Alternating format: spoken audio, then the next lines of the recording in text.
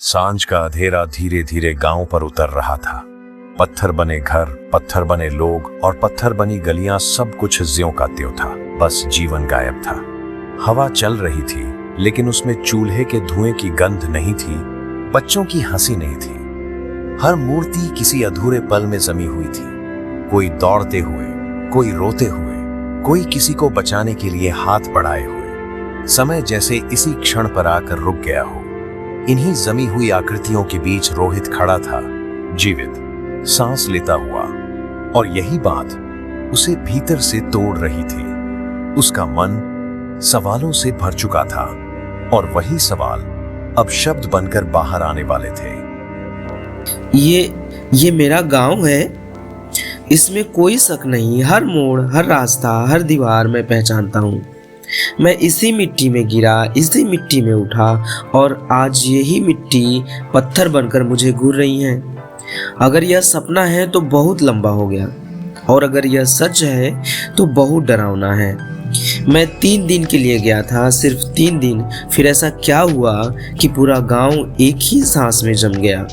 माँ, बाबूजी, चाचा, बच्चे सब यही हैं, बस जिंदा नहीं है। और मैं अकेला क्यों बच गया?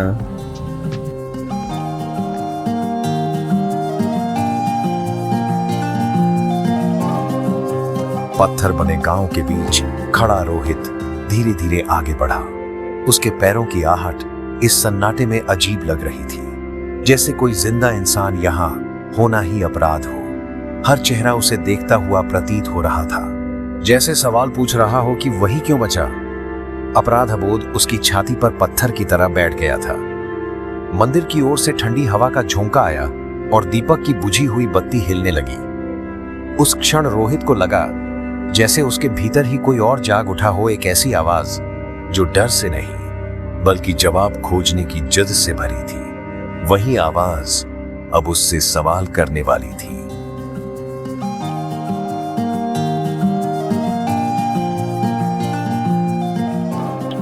मैं खुद से भाग नहीं सकता। अगर मैं यहाँ से डरकर चला गया तो मेरी सांसें चलती रहेंगी, लेकिन मैं अंदर से मर चुका होऊंगा। ये लोग मेरे अपने हैं, मेरी जड़ें हैं, और जड़ें कट जाएं तो पेड़ खड़ा नहीं रह सकता। शायद मेरा बचना कोई इत्तेफाक नहीं है। शायद किसी ने ऊपर से मुझे यह बोझ उठाने के लिए चुना है। अगर ऐसा है तो मुझे इसे उठाना ही होगा, चाहे यह बोझ मुझे तोड़ ही क्यों न दे। डर से इनकार मत कर रोहित। डर होना स्वाभाविक है, लेकिन उसी डर में छुपा है तेरा सच। तू सवाल पूछ रहा है इसलिए तू अब भी जिंदा है। अगर तू सच जानना चाहता है तो सबसे पहले अपने भीतर झांक। यह गांव सिर्फ बाहर से पत्थर नहीं बना है, भीतर से भी जम चुका था। अगर तू आगे बढ़ा तो तुझे वही दिखेगा जिसे देखने से सब डरते रहे। सोच ले, यह रास्ता तुझे वापस वही इंसान नहीं रहने देगा।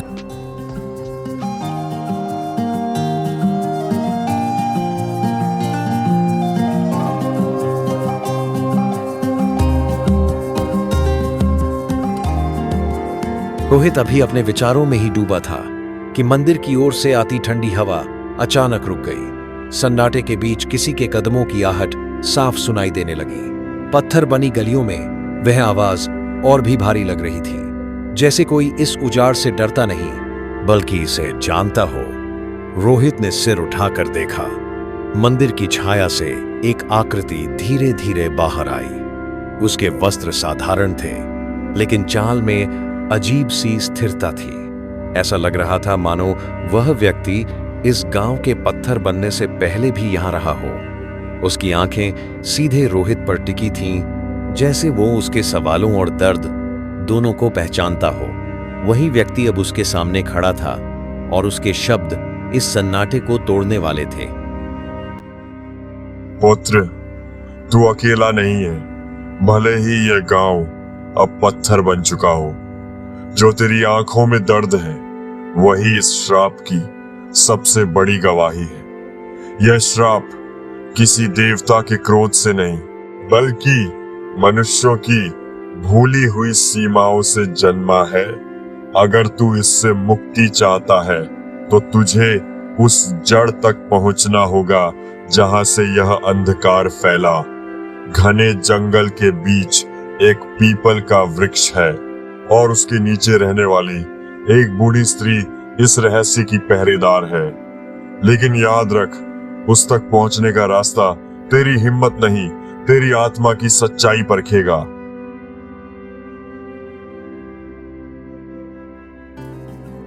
अगर आप सच कह रहे हैं तो मुझे रास्ता बताइए। मैं डरता हूँ, लेकिन इस डर से भागना अब मेरे बस में नहीं है। ये पत्थर बने लोग मेरे अपने हैं और अगर उनकी मुक्ति के लिए मुझे खुद को खोना पड़े तो भी मुझे मंजूर है। मैं जंगल से डरता हूँ, अनजाने से डरता हूँ, लेकिन सबसे ज़्यादा डर मुझे इस बात का है कि मैं कुछ किए बिना लौट जाऊँ। अगर उस पीपल के नीचे कोई जवाब है तो मैं वहाँ तक ज़रूर जाऊँगा, चाहे रास्ता मेरी हर सांस की परीक्षा ही क्यों न ले।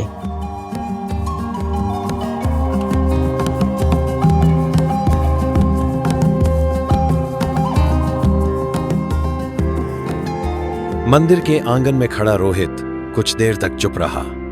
साधु के शब्द उसके भीतर उतर चुके थे और अब वे बोझ नहीं, दिशा बन रहे थे। गांव की पत्थर बनी गलियां जैसे उसे रोकना चाहती हों, हर जमी हुई आकृति जैसे आखिरी बार उसे देख रही हो। दूर जंगल की सीमा साफ दिखाई दे रही थी, घना, काला और अनजान। हवा उस दिशा से ठंडी और भारी होकर आ रही थी, मानो चेतावनी दे रही हो।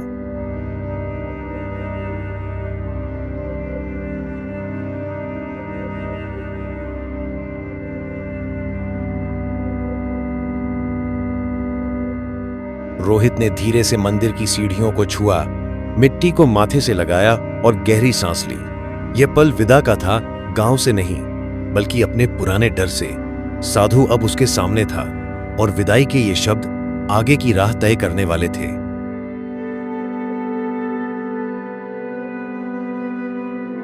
जाने से पहले एक बात याद रख पुत्र, जंगल में तुझे जो दिखेगा वह सिर्फ बाहर का खतरा नहीं होगा, बल्कि तेरे भीतर छिपे डर और लालच भी होंगे। शेर तुझे भय से मिलवाएगा, भालू तुझे क्रोध से और नदी तुझे विश्वास से। इनसे लड़ना नहीं, इन्हें समझना। अगर तूने किसी एक को भी नकार दिया तो रास्ता बंद हो जाएगा। पीपल के वृक्ष तक पहुंचना मंजिल नहीं, बल्कि आखिरी परीक्षा की शुरुआत है। मैं नहीं जानता कि मैं लौट कर आ पाऊंगा या नहीं, लेकिन इतना जानता हूँ कि अगर मैं गया नहीं तो कभी जी नहीं पाऊंगा। यह गांव मेरी पहचान है और आज मेरी पहचान पत्थर बनकर खड़ी है। अगर जंगल मुझे डर दिखाएगा तो मैं उसे सहूँगा, अगर वह मुझे तोड़ेगा तो मैं टूट कर भी आगे बढ़ूंगा। बस इतना चाहता हूँ कि जब अगली बार यहाँ लौटूं तो ये आंखें मुझे पहचान सकें।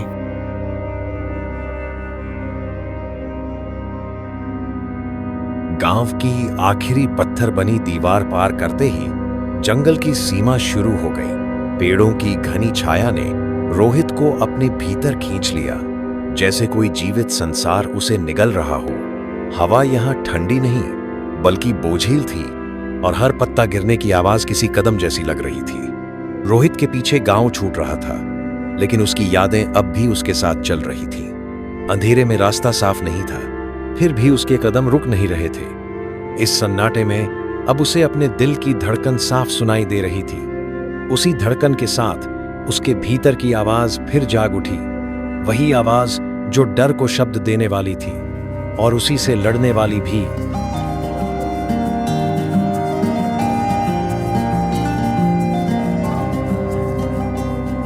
यह जंगल वैसा नहीं है जैसा बचपन की कहानियों में सुना था।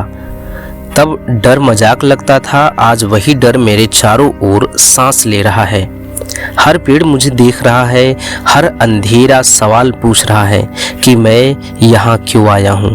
अगर मैं सच कहूँ तो मेरे कदम कांप रहे हैं, लेकिन लौटने का रास्ता अब पीछे छूट चुका है। शायद यही सही है, क्योंकि पीछे वही गांव है जो पत्थर बन चुका है। अगर मुझे आगे बढ़ना है तो डर को साथ लेकर चलना होगा, उससे भाग कर नहीं। तू सही कह रहा है रोहित, डर इस रास्ते का पहरा है और हर पहरेदार से लड़े बिना गुजरना संभव नहीं है। लेकिन याद रख, डर को दबाने से वह और गहरा होता है, उसे स्वीकार करने से वह रास्ता दिखता है। तू अकेला नहीं है, भले ही तुझे ऐसा लगे। तेरे हर कदम के साथ तेरा इरादा चल रहा है। अगर इरादा डगमगाया तो जंगल तुझे रोक लेगा, और अगर इरादा मजबूत रहा तो यही अंधेरा तुझे आगे की रोशनी तक ले जाएगा।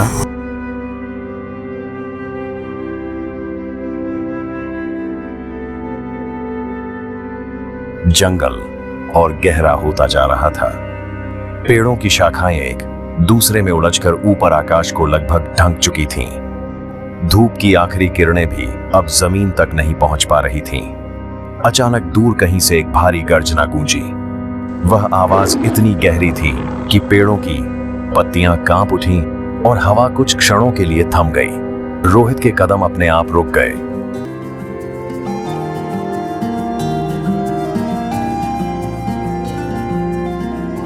उसकी सांसें तेज हो गईं और दिल की धड़कन जैसे कानों में सुनाई देने लगी।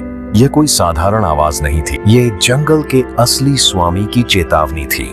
अंधेरे के भीतर दो चमकती आंखें धीरे धीरे उभरने लगीं और उस क्षण सन्नाटा किसी निर्णायक टकराव की भूमिका बन गया।